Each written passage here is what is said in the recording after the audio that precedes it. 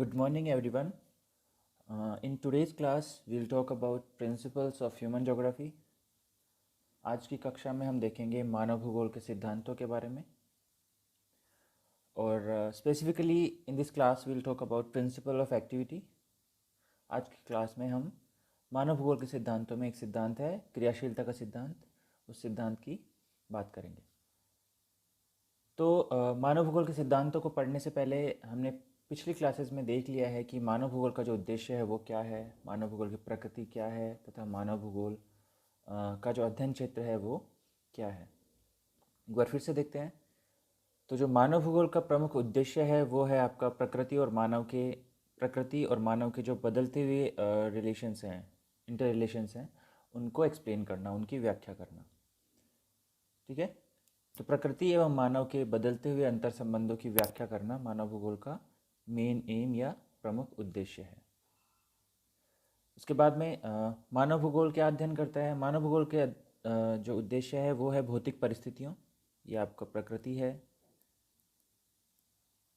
एवं मानव के क्रियाकलापों, मानव के आर्थिक सामाजिक क्रियाकलापों का भौतिक परिस्थितियों के साथ अध्ययन करना मानव भूगोल का एक अन्य उद्देश्य है। अब देखोगे कि भौतिक परिस्थितियाँ क्या है। भौतिक परिस्थितियों के अंतर्गत हम प्राकृतिक वातावरण, जिसमें लोकेशन, वहाँ का टेरेन, धरातल, सरफेस, मृदा, जल राशि, जलवायु आदि तत्वों को सम्मिलित करते हैं। और जो मानवीय क्रियाकलाप हैं उसमें मनुष्य द्वारा जनित, मनुष्य द्वारा सृजित आर्थिक और सामाजिक क्रियाओं को सम्मिलित किया जाता है। ठीक है, इस प्रकार हम देखते हैं कि मानव भूगोल का जो लक्ष्य है वो प्राकृतिक वातावरण की प्रक्रियाओं की विवेचना करना है कि जो नेचुरल लैंडस्केप है वो कैसे बना है, उसमें जो मॉडिफिकेशन हो रहा है वो क्यों हो रहा है, या मानव उसके अनुसार अपने आप को अडप्ट कर रहा है या अनुकूलित कर रहा है वो क्यों कर रहा है। तो ये अध्ययन करना मानव भूगोल के अंतर्गत सम्मिलित है। और इन्हीं जो देखो इसमें मानव भूगोल का जो लक्ष्य है वो प्राकृतिक सांस्कृतिक वातावरण के मध्य प्रक्रियाओं का विवेचनात्मक अध्ययन करना है। इसी अध्ययन को कुछ लोग बोलते हैं फंक्शनल रिलेशनशिप या कार्यात्मक संबंध। तो मानव भूगोल का लक्ष्य प्राकृतिक वातावरण की प्रक्रियाओं की विवेचना करना है और इस चीज़ को बोलते हैं फंक्शनल रिलेशंस। किन किन के मध्य? मानव और पर्यावरण के मध्य फंक्शनल रिलेशंस। सामान्य जो भूगोल है उसके दो प्रमुख सिद्धांत हैं। पहला सिद्धांत है आपका प्रिंसिपल ऑफ एक्टिविटी, क्रियाशीलता का सिद्धांत, और दूसरा जो सिद्धांत है वो है प्रिंसिपल ऑफ टेरेस्टेरियल यूनिटी या सार्वभौमिक एकता का सिद्धांत। ठीक है, लेकिन मनुष्य प्राकृतिक वातावरण की अंतर्संबद्धता को देखते हुए मानव भूगोल में एक नए सिद्धांत का प्रतिपादन किया गया है जिसको बोलते हैं प्रिंसिपल ऑफ एडजस्टमेंट, जिसको बोलते हैं आपको वातावरण समायोजन का सिद्धांत, principle of adjustment with environment. ठीक है, तो इस प्रकार आप देखोगे कि मानव भूगोल के हम तीन सिद्धांतों को पढ़ेंगे। पहला हम पढ़ेंगे प्रिंसिपल ऑफ एक्टिविटी या क्रियाशीलता का सिद्धांत, दूसरा सिद्धांत हम पढ़ेंगे सार्वभौमिक एकता का सिद्धांत या प्रिंसिपल ऑफ टेरेस्टेरियल यूनिटी, और जो तीसरा सिद्धांत पढ़ेंगे वो हम पढ़ेंगे वातावरण समायोजन का सिद्धांत। ये पहला हो गया, ये दूसरा हो गया, और जो तीसरा है वो है आपका वातावरण समायोजन का सिद्धांत, अर्थात वातावरण से मानव कैसे समायोजित होता है। वातावरण का मतलब यहाँ पर है प्राकृतिक तत्वों से। ठीक है, तो तीसरा हो गया आपका वातावरण समायोजन का सिद्धांत या principle of adjustment with environment.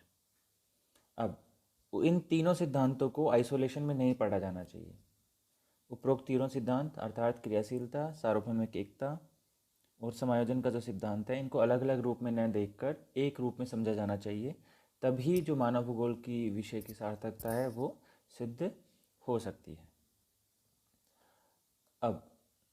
अब ये जो प्रिंसिपल ऑफ एक्टिविटी है, क्रियाशीलता का सिद्धांत है, इसमें है कि मनुष्य के चारों ओर विद्यमान भौतिक और सांस्कृतिक वातावरण के सभी तत्व परिवर्तनशील है। इसका जो बेसिक प्रीमाइसेस है, बेसिक प्रिंसिपल है इस सिद्धांत का, जो बेसिक इसका कंडीशन है वो ये है कि हमारे चारों ओर जो भी भौतिक और सांस्कृतिक वातावरण है, देखो भौतिक वातावरण बनाता है प्रकृति, और जो सांस्कृतिक वातावरण बनता है वो बनता है मानव के द्वारा। तो मानव द्वारा निर्मित सांस्कृतिक वातावरण तथा प्रकृति द्वारा निर्मित भौतिक वातावरण, ये सारा वातावरण परिवर्तनशील है। सारे इसके एलिमेंट्स परिवर्तनशील हैं, सारे इसके जो तथ्य एस्पेक्ट्स हैं वो सारे चेंज होते रहते हैं ओवर द टाइम। प्रत्येक जो कारक है, प्रत्येक जो तत्व है वो प्रतिक्षण बदलता रहता है। इस सिद्धांत को बहुत सारे लोग परिवर्तन या विकास का सिद्धांत भी कहते हैं। क्यों कहते हैं? क्योंकि प्रत्येक चीज़ परिवर्तित होती रहती है। इसका जो जो वो है यह है परिवर्तन प्रकृति का नियम है। परिवर्तन या चेंज है ना, वो आपका प्रकृति का नियम है। इस नियम के अनुसार विश्व के सभी जड़ चेतन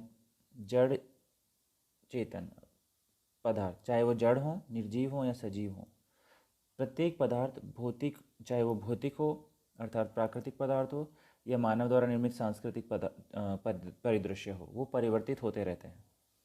इन पदार्थों की स्थिति, आकृति, अवस्था में क्रियाशीलता या एक्टिविटी पाई जाती है। इसी के कारण ये परिवर्तित होते रहते हैं। यह जो क्रियाशीलता है ये उनको उन्नति की दिशा में भी ले जा सकती है और उनको अवनति की दिशा में भी ले जा सकती है। ठीक है, अर्थात वास्तव में इस पूरे विश्व में कोई भी वस्तु स्थिर अवस्था में नहीं है। अर्थात प्रत्येक वस्तु गतिशील है, गतिक स्थिति में है या क्रियाशील है। वो क्रियाशीलता नेगेटिव भी हो सकती है, वो क्रियाशीलता पॉजिटिव भी हो सकती है। वो डिपेंड करता है कि जो एलिमेंट हैं, जो एक्टिविटी की जा रही है उसकी दिशा क्या है।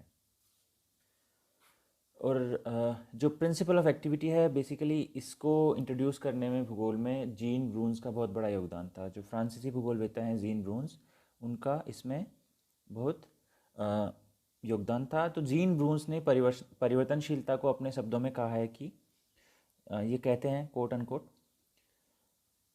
हमारे चारों ओर जितनी वस्तुएं हैं वे सभी परिवर्तनशील हैं। हमारे चारों ओर जितनी भी वस्तुएं हैं वे सभी परिवर्तनशील हैं, वे सभी बदलती रहती हैं। प्रत्येक वस्तु या तो बढ़ रही है या उसका ह्रास हो रहा है, या तो वो बढ़ रही है, उसकी अबंडेंस हो रही है, या फिर उसमें कमी हो रही है। अर्थात वास्तव में कुछ भी स्थायी नहीं है। चूँकि भूगोल के अध्ययन और मानवीय तथ्य निरंतर परिवर्तनशील हैं, अतः इसी दृष्टि से उनका अध्ययन किया जाना चाहिए। ये जो है आपका जीन ब्रून्स का स्टेटमेंट है। तो ये कहते हैं, ये मेन फोकस इनका जो है, ये बोलते हैं कि भूगोल के भौतिक और मानवीय तथ्य निरंतर परिवर्तनशील है, अतः इसी दृष्टि से, किस दृष्टि से? क्रियाशीलता की दृष्टि से उनका अध्ययन किया जाना चाहिए।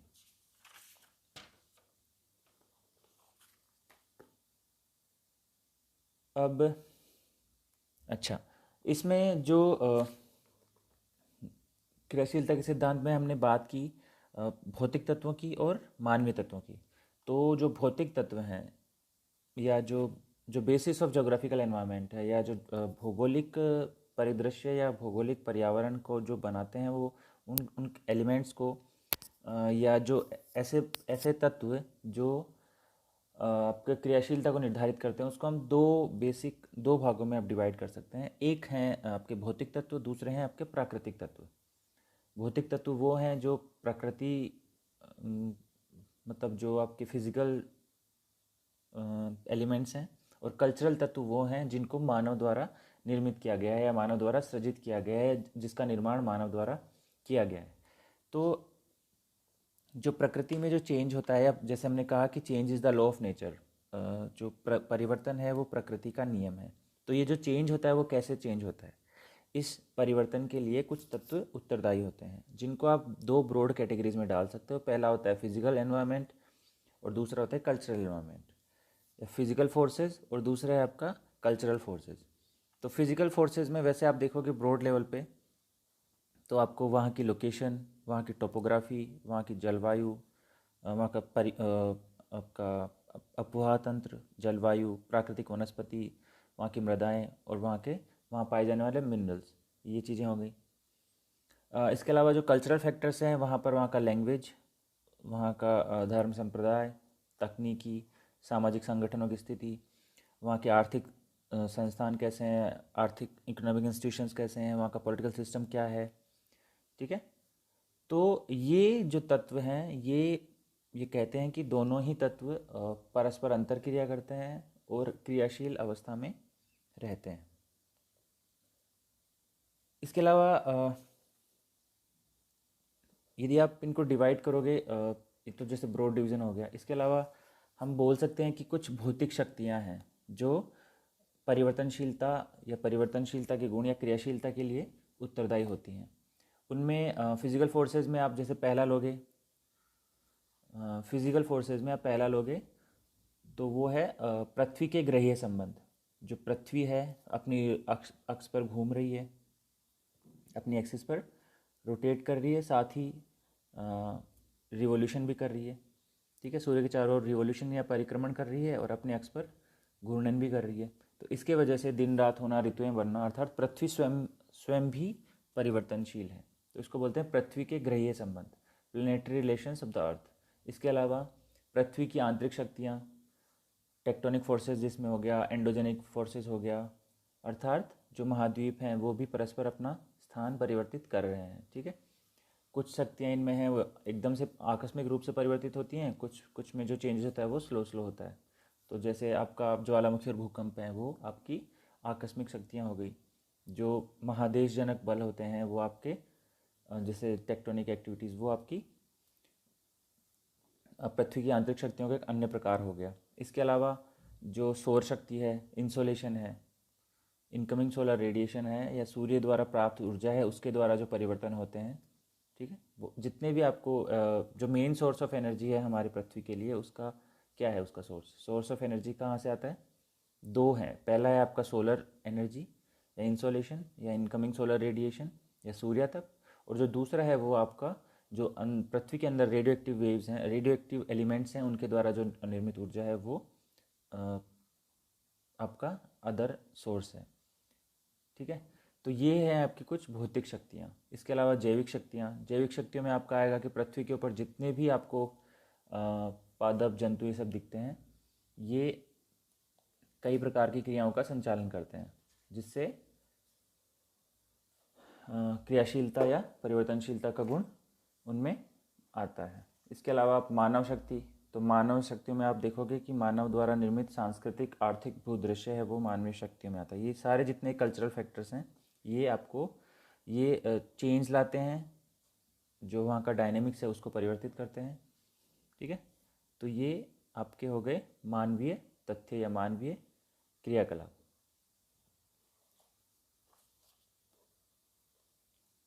तो ये आपका, ये जैसे मैंने ऑलरेडी बता दिया आपको, Jean Brunhes was of the opinion that the physical and cultural phenomena are in a state of perpetual change and they must be studied in the temporal change instead of taking them as static in the time scale। इसमें gene ब्रून्स क्या कहते हैं? आपके gene ब्रून्स कहते हैं कि जो आपके फिजिकल और कल्चरल फिनोमिना हैं, जो भी प्राकृतिक और सांस्कृतिक फिनोमिना या विशेषताएं या लक्षण हैं, वो they are in a state of perpetual change, वो निरंतर परिवर्तित हो रहे हैं। ठीक है, भौतिक और सांस्कृतिक जो परिदृश्य है वो निरंतर परिवर्तित हो रहा है, and they must be studied in the temporal change.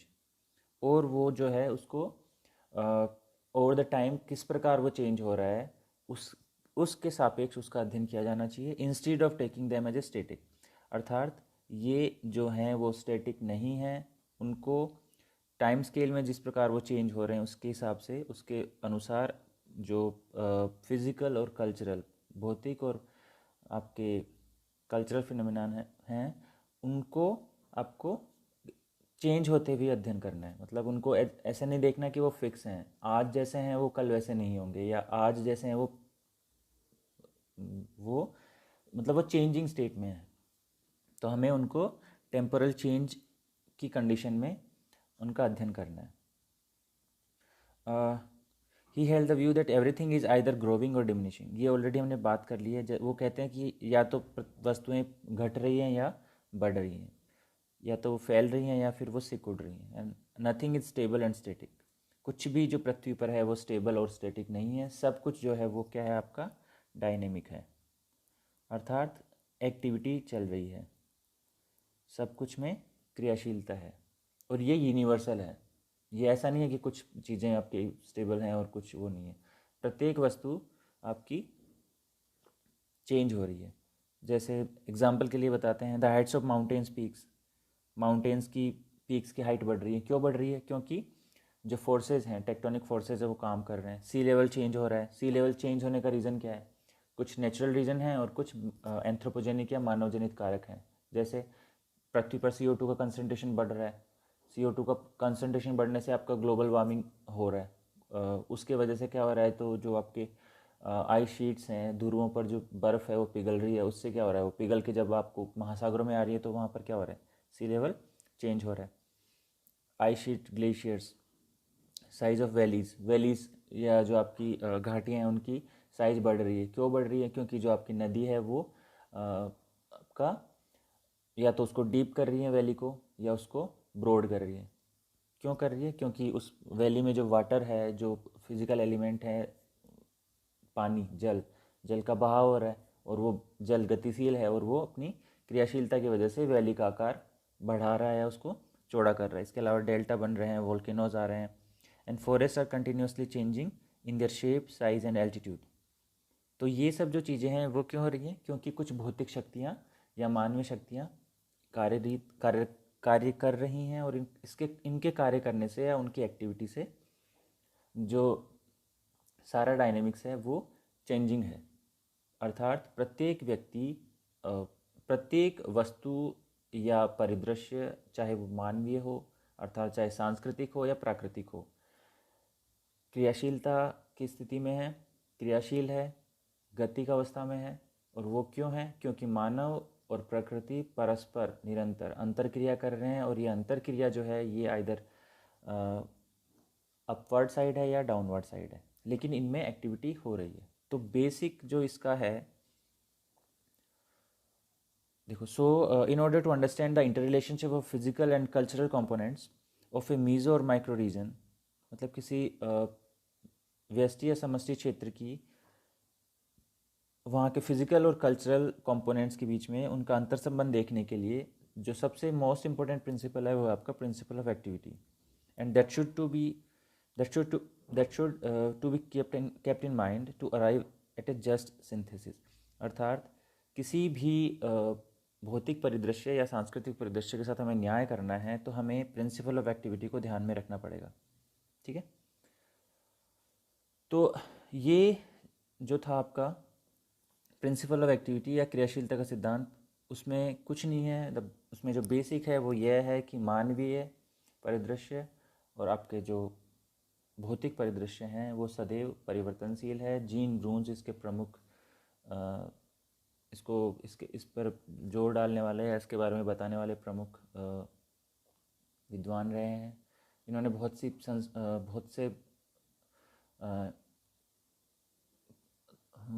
बहुत से जो परिवर्तनकारी शक्तियाँ हैं उनको दो भागों में विभाजित किया है। एक है भौतिक शक्तियाँ और दूसरी है सांस्कृतिक शक्तियाँ, जिसकी हमने ऑलरेडी बात कर ली है।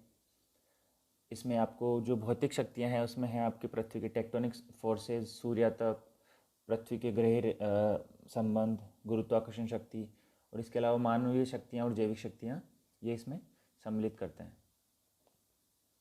तो कहने का मतलब ये है कि जो पृथ्वी है वो गतिशील है, स्थिर नहीं है, और प्राकृतिक शक्तियाँ एवं मानवीय शक्तियाँ परस्पर क्रियाशीलता के द्वारा नए भूदृश्यों का निर्माण करती हैं। नेक्स्ट क्लास में हम देखेंगे जो रिमेनिंग दो आपके हैं सिद्धांत, एक है पार्थिविकता का सिद्धांत और दूसरा है वातावरण के साथ समायोजन का सिद्धांत।